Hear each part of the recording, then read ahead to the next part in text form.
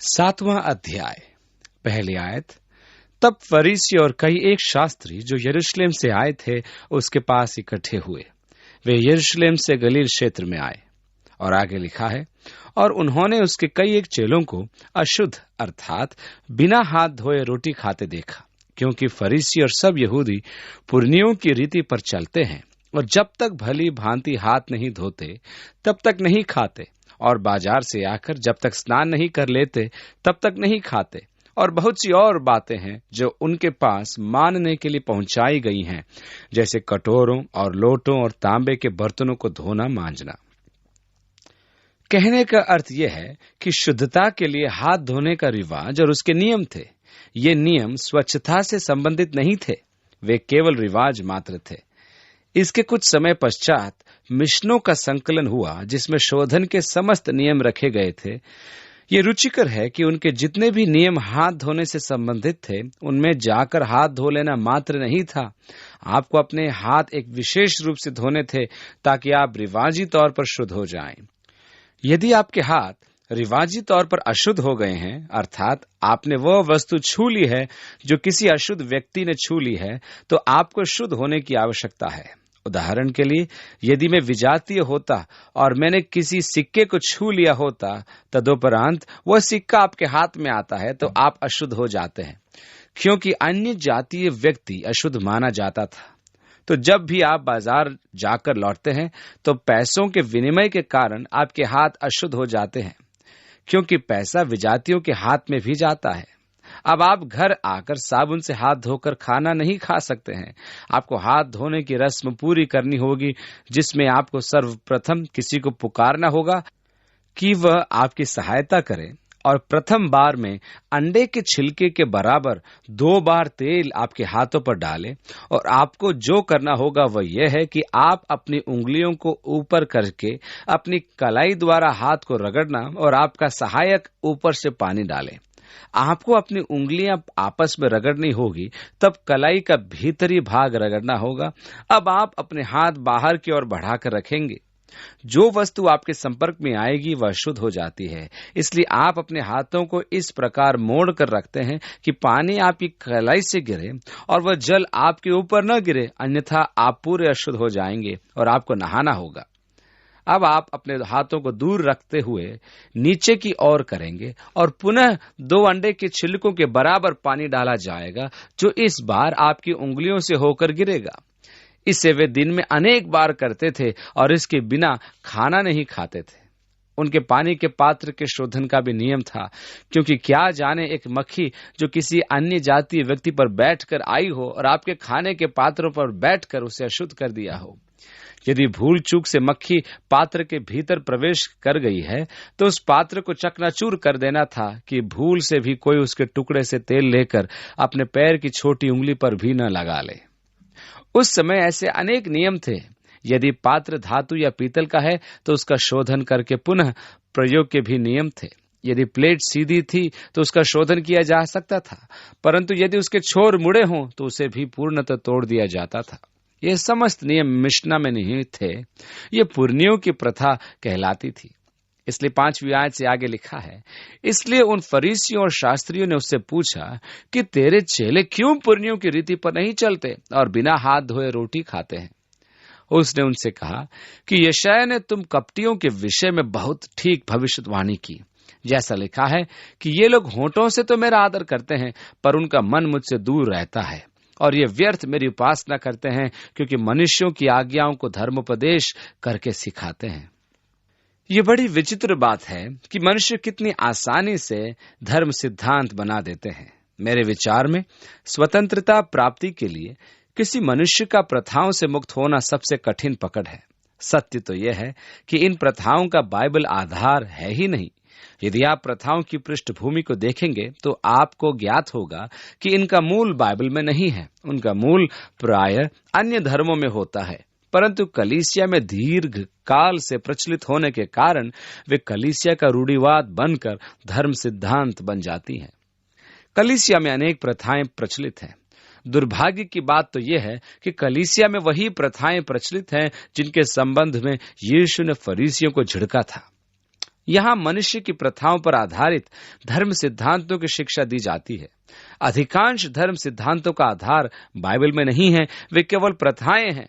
उदाहरण के लिए शिशु का बपतिस्मा, इसका एक भी बाइबल संदर्भ नहीं है। ये मनुष्यों की प्रथा है, परंतु अनेक कलीसियाएं इन पर दृढ़ता से व्यवहार करती हैं और धर्म सिद्धांत मानती हैं। ये अनेक प्रथाओं में से एक है। यीशु ने कहा, क्योंकि तुम परमेश्वर की आज्ञा को टालकर मनुष्यों की रीतियों को मानते हो। और उसने उनसे कहा, तुम अपनी रीतियों को मानने के लिए परमेश्वर की आज्ञा कैसी अच्छी तरह टाल देते हो। तुम अपनी प्रथाओं को परमेश्वर की आज्ञाओं से ऊपर मानते हो। 10वीं आयत से आगे लिखा है, क्योंकि मूसा ने कहा है कि अपने पिता और अपनी माता का आदर कर, और जो कोई पिता व माता को बुरा कहे वह अवश्य मार डाला जाए। परंतु तुम कहते हो कि यदि कोई अपने पिता माता से कहे कि जो कुछ तुझे मुझसे लाभ पहुंच सकता था वो कुर्बान अर्थात संकल्प हो चुका है, तो तुम उसको उसके पिता व उसकी माता की कुछ सेवा करने नहीं देते। अब यदि आप यहूदी व्यवस्था के अधीन अपनी माता या अपने पिता को श्राप देते हैं तो आपका पत्थरवाह किया जाएगा, क्योंकि परमेश्वर की आज्ञा है तो अपने माँ बाप का आदर कर।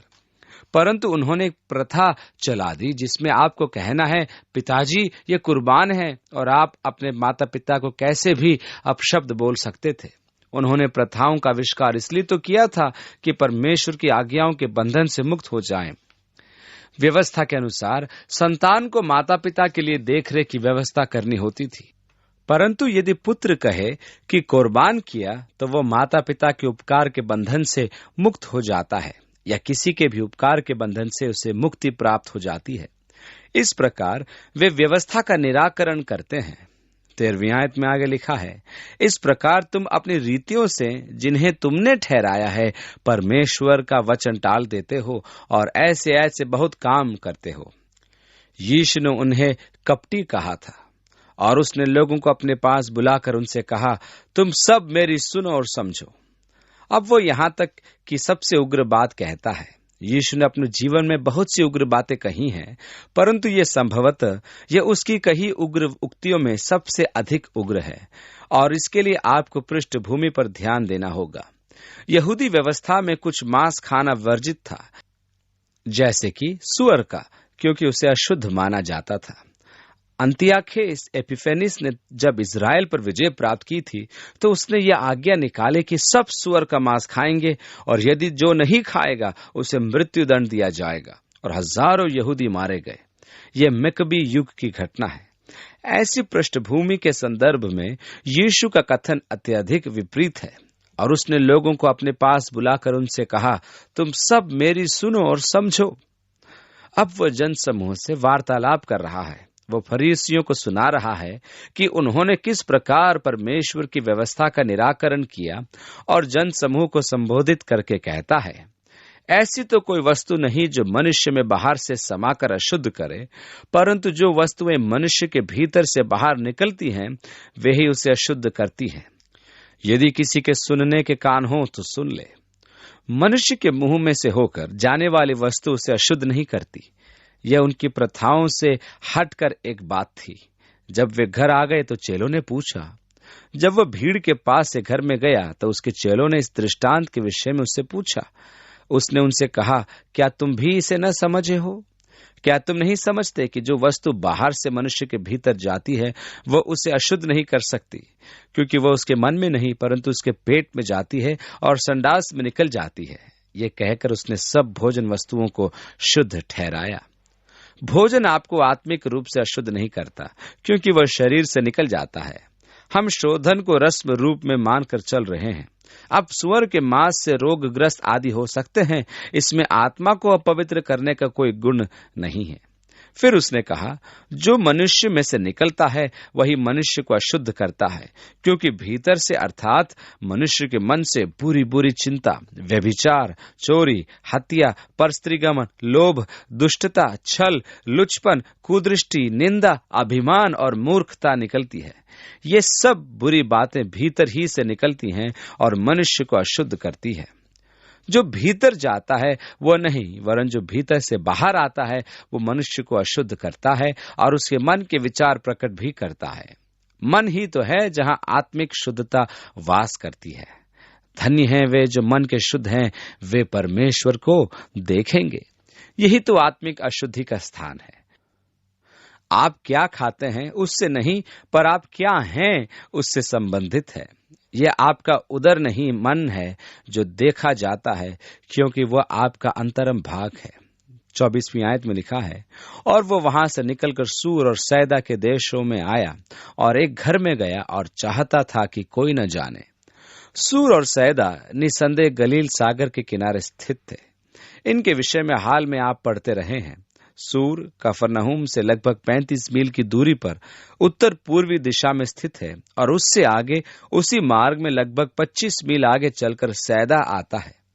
यीशु अब गलील क्षेत्र से निकलकर अन्य जातियों के क्षेत्र में प्रवेश कर रहा था।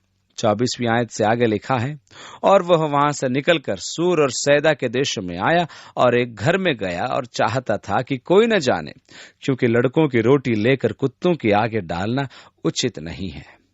यहां आकर अनेक जन यीशु से ठोकर खाते हैं। यहाँ एक स्त्री थी जो बहुत परेशानी में थी। उसकी छोटी पुत्री के साथ बहुत बड़ी समस्या थी। उसकी पुत्री दुष्टात्मा से ग्रस्त है।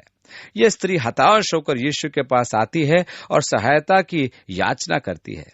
चूंकि वह एक यूनानी स्त्री थी जिसका मूल सुरूफिनिकी जाति से था, यीशु उसे कुत्ते की संज्ञा देता है। इस युग में भी आवारा कुत्ते होते थे और मनुष्य उनसे घृणा करते थे। वे झुंड में रहते थे और वे भेड़ों पर तथा इंसान के बच्चों पर आक्रमण करते थे। वे खूंखार और बड़े दुष्ट प्राणी थे, इसलिए वे सबकी घृणा के पात्र होते थे। यहूदी प्राय अन्य जातियों को विजातीय कुत्ते कहते थे, जो निंदा का शब्द था। यीशु द्वारा उस स्त्री को कुत्ता कहा जाना एक हिला देने वाली बात थी। यीशु ने कुत्ते के लिए यही शब्द प्रयोग में लिया था, अर्थात अपने बच्चों की रोटी अपने प्यारे से कुत्ते को देना उचित नहीं। उसने उसको उत्तर दिया कि सच है प्रभु, तो अभी कुत्ते भी तो मेज के नीचे बालकों की रोटी का चूर चार खा लेते हैं। उस युग में उनके पास छुरी, कांटे और चम्मच नहीं होते थे। उनके पास खाने के बर्तन भी नहीं होते थे। उनके पास वही पात्र थे जो परमेश्वर ने मनुष्य को खाने के लिए दिए थे। वे हाथ से खाना खाते थे। उनकी भोजन करने की विधि बड़ी ही आकर्षक थी। वे सदैव रोटी ही खाते थे। रोटी तोड़कर वे उसे व्यंजन में डुबाते थे। रोटी को चम्मच के सदृश मोड़कर डुबाया जाता था। अब क्योंकि वे हाथ से खाते थे, इसलिए सब्जियां, तेल, मसाले आदि उंगलियों में लग जाते थे, जिसे पोंछने के लिए वे एक रोटी के टुकड़े का प्रयोग करते थे।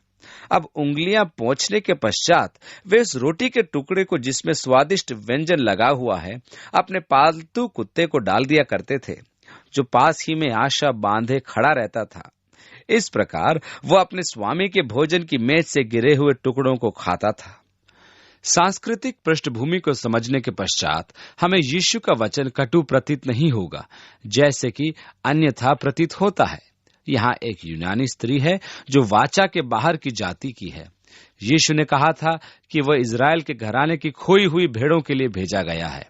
इसलिए जब यह अन्य जाति स्त्री ने अपनी समस्या के समाधान की याचना यीशु से की, तो उसने कहा कि बच्चों की रोटी कुत्तों को नहीं डालते हैं। रोटी उन्हीं के लिए है कि वे खाएं। परंतु स्त्री ने कहा कि वे कुत्ते भी तो गिरे हुए रोटी टुकड़े खाकर बच्चों के साथ सहभागी होते हैं। दूसरे समाचार में लिखा है कि यीशु ने कहा, हे स्त्री, तेरा विश्वास बड़ा है। उसने उससे कहा, इस बात के कारण चली जा, दुष्ट आत्मा तेरी बेटी में से निकल गई है। और उसने घर आकर देखा कि लड़की खाट पर पड़ी है और दुष्ट आत्मा निकल गई। फिर वह सूर और सैदा के देशों से निकलकर दिकापुलिस देश से होता हुआ गलील की झील पर पहुंचा। वह वास्तव में घूम कर गया था। दक्षिण की ओर जाने के लिए वह पहले उत्तर की ओर गया। और आगे लिखा है, और उन लोगों ने एक बहेरे को, जो हकला भी था, उसके पास लाकर उससे विनती की कि अपना हाथ उस पर रखे। तब वो उसको भीड़ से अलग ले गया और अपनी उंगलियां उसके कान में डाली और थूक कर उसकी जीभ को छुआ और स्वर्ग की ओर देखकर आह भरी और उससे कहा, इफफ्ताह, अर्थात खुल जा, और गूंगे को बोलने की शक्ति देता है। यहां हम एक नई विधि को देखते हैं। यीशु ने अपनी उंगलियों को उसके कानों में डाली और थूक कर उसकी जीभ पर लगाया। यीशु के विषय रोचक बात तो यह है कि वह एक ही तरीके का प्रयोग हर समय नहीं करता था। हमारी व्यवस्था कुछ इस प्रकार की होती है कि हम प्रत्येक कार्य के लिए एक तरीका ढूंढना चाहते हैं। हम सदैव किसी गुप्त सूत्र की खोज में रहते हैं और हम सदा एक क्रिया प्रणाली के विकास में लगे रहते हैं और हम कलीसिया में कार्य विधियों का विकास करने के प्रयास में जुड़ जाते हैं। यह है कि विधि जिसके द्वारा परमेश्वर का कार्य किया जा सके, ऐसा हम सोचते हैं। परंतु सत्य तो यह है कि ऐसी कोई विधि विशेष नहीं जिससे परमेश्वर का कार्य किया जाए। परमेश्वर विविध विधियों से कार्य करता है। वह किसी निर्धारित विधि में बंधने से इनकार कर देता है, क्योंकि वह नहीं चाहता कि हम कार्य विधियों का विकास करें। इसलिए प्रभु ने अपनी इच्छा के अनुसार कार्य करने का निर्णय लिया और वह विभिन्न विधियों का प्रयोग करता है। कुरिन्थियों में निर्देश दिया गया है कि पवित्र आत्मा के वरदानों में अनेकता है और क्रियाकलापों में भी विभिन्नता है। कहने का अर्थ यह है कि प्रभु 10 जनों को ज्ञान के वचन का वरदान दे, परंतु वो 10 के एक रूप में ही क्रियाशील हो, यह अनिवार्य नहीं। 10 में उसकी कार्य विधि भिन्न भिन्न होगी। परमेश्वर विधि विशेष का परित्याग करता है। वह कोठरी में बंद नहीं होना चाहता। वह सदैव एक अद्वैत विधि अपनाने की स्वतंत्रता अपने पास आरक्षित रखता है। उससे जहां जो उचित प्रतीत होता है वह उसे करता है। इस कारण हमारे लिए यह उचित नहीं कि हम कोई विधि विशेष या गुप्त सूत्र की खोज करें कि जिसके द्वारा हम परमेश्वर के सामर्थ्य को एक विशेष रूप में क्रियाशील देखें। मेरे सेवा काल में एक ऐसा समय आया जब मैं प्रभु से प्रार्थना कर रहा था, क्योंकि उसने कहा, यत्न करके सर्वोत्तम वरदान की लालसा रखो। इसलिए मैं रोग निवारण के वरदान हेतु परमेश्वर से याचना कर रहा था। मैं यत्न से प्रार्थना कर रहा था और मैं चाहता था कि मुझे वो सब कुछ प्राप्त हो जो प्रभु ने मेरे लिए रखा है। हमारे नगर में बहुत रोगी थे, क्योंकि पूर्वी क्षेत्रों के दमा और गठिया के रोगी वहां स्वास्थ्य लाभ के लिए आते थे। हमें अनेक रोगियों की सेवा करने का अवसर प्राप्त होता था। इसलिए मैं सोच रहा था कि प्रभु, यदि मुझे रोग निवारण का वरदान प्राप्त हो जाए तो कितना अच्छा होता। हम अपनी सभाओं में रोगियों के लिए प्रार्थना किया करते थे। एक बार जब हम मंडप लगाकर प्रार्थना कर रहे थे, तब एक महिला वहां आई जिसे बाईं आंख से नहीं दिखता था। उसके शुभ चिंतक उसे ले आए थे कि वह प्रार्थना द्वारा चंगाई प्राप्त करे। मैंने उसके ऊपर हाथ रखे और उसके बाईं आंख के अंधेपन के लिए प्रार्थना की, और जो ही मैंने प्रार्थना समाप्त की और हाथ हटाया, तब उस स्त्री ने आंखें खोली तो वो पुकार उठी, प्रेज द लॉर्ड, मैं देख सकती हूं, मैं देख सकती हूं। आप समझ सकते हैं कि यह कैसी उत्साहवर्धक स्थिति रही होगी। उसने जाकर संपूर्ण परिवेश में उद्घोषणा कर दी कि वह देख सकती है। वे सब जानते थे कि उसकी बाईं आंख से उसे दिखता नहीं था। अब वो अपनी दाहिनी आंख पर हाथ से ढककर पढ़कर प्रमाण दिया करती थी कि वह देख सकती थी। उसकी आंख का ठीक हो जाने का मैं व्याख्या नहीं कर सकता। मैं खुद आश्चर्यचकित था। वह अनेक अन्य जनों को भी साथ लाने लगी जिन्हें किसी प्रकार का रोग था और वे जो अस्वस्थ थे। मैं स्मरण करने का प्रयास करता हूं कि मैंने किस प्रकार प्रार्थना की थी। मैं उस जादुई मंत्र की खोज करता था। मैं अपना हाथ उन पर रखकर कहता हूं, यीशु के नाम में, परंतु मेरे हाथ में सनसनी नहीं होती। मैं बार बार कहता हूं कि इसी मंत्र में रोग निवारक शक्ति है। मेरे कहने का अर्थ यह है कि सदैव एक ही तरीके से प्रभु चंगाई नहीं देता। यह हमें मंत्र की खोज में नहीं रहना है। परमेश्वर मंत्रों द्वारा कार्य नहीं करता, वो अपने परम अनुग्रह द्वारा कार्य करता है। आप परमेश्वर को किसी एक विधि में बांध नहीं सकते। इसलिए यीशु ने भी सदैव एक ही विधि का प्रयोग नहीं किया था। उसने विभिन्न तरीकों को काम में लिया। एक और ध्यान देने योग्य बात यह है कि उसने स्वास्थ्य पाने वालों से प्राय कहा, किसी से न कहना, परंतु वे जाकर सबसे कह देते थे। यीशु ने क्यों मना करता था? यीशु का यही प्रयास था कि चमत्कारों के कारण उत्तेजित होकर यहूदी प्रजा समय से पूर्व कोई ऐसा कदम न उठा ले जिसमें वे यीशु को मसीहा घोषित कर दें, क्योंकि परमेश्वर ने मसीहा को प्रकट करने के लिए एक विशेष समय निर्धारित किया था। जब यीशु अपनी सेवा के आरंभ में गलील के काना नगर में किसी विवाह में आमंत्रित था, तब वहां दाख मधु समाप्त हो गया था। यीशु की माता मरियम ने आकर उससे कहा, बेटा, उनका दाख मधु समाप्त हो गया है। यीशु ने उत्तर दिया, मुझे उससे क्या मतलब, ये मेरी समस्या नहीं है। उसने कहा, मेरा समय अभी नहीं आया है। तो यीशु ने उनसे कहा, देखो, चुप रहना, किसी से मत कहना, क्योंकि वे लोग समय से पूर्व ही उसको मसीहा घोषित करने का प्रयास कर रहे थे। जब उसने जन समूह को भोजन कराया तब वे कहते थे, वो यही है। इस प्रकार कौन भोजन करा सकता है? मसीहा का अर्थ है परमेश्वर के राज्य का युग आ गया है। देखो, वो कुछ रोटियों से ही सबको भोजन करा सकता है। और वे बलपूर्वक उसे मसीहा उद्घोषित करना चाहते थे। भजन संहिता में उसकी यह उद्घोषणा निहित है, यह दिन यहोवा ने बनाया है, हम इसमें आनंदित और प्रसन्न होंगे। यही वो दिन था जब मसीहा प्रकट होने पर था। यही कारण था कि यीशु ने चुप रहने का निर्देश देता था, जाओ, किसी से मत कहना। आप तो जानते हैं कि जब परमेश्वर किसी के जीवन में ऐसा कार्य करता है तो वे आप कैसे चुप रह सकते हैं। वह उन्हें चुप रहने के जितने अधिक निर्देश देता था, उतने ही अधिक वे चर्चा करते थे। और लोग अचंभा करते थे कि वह बहरों के कान खोल देता है और गूंगों की जीभ ठीक कर देता है। यही तो हमारे प्रभु के आश्चर्य कर्म थे। प्रभु आपके साथ हो और आपको आशीष दे। मसीह का वचन विश्वास के द्वारा आपके मन में परिपूर्ण होकर वास करे। परमेश्वर आपकी सहायता करे कि आप प्रार्थना में अधिक से अधिक समय लगाएं। अपने मन में प्रभु के साथ वाचा बांध लीजिए कि आप परमेश्वर के साथ अधिक से अधिक कीमती समय लगाएंगे। चाहे आपको टीवी भी बंद करना पड़े तो भी आप प्रभु के साथ समय बिताएंगे। परमेश्वर आपको अपने निकट ले आए, अपने प्रेम से और अपनी आत्मा से आपको परिपूर्ण करे। परमेश्वर आपको आशीष प्रदान करे। यीशु के नाम में आमीन।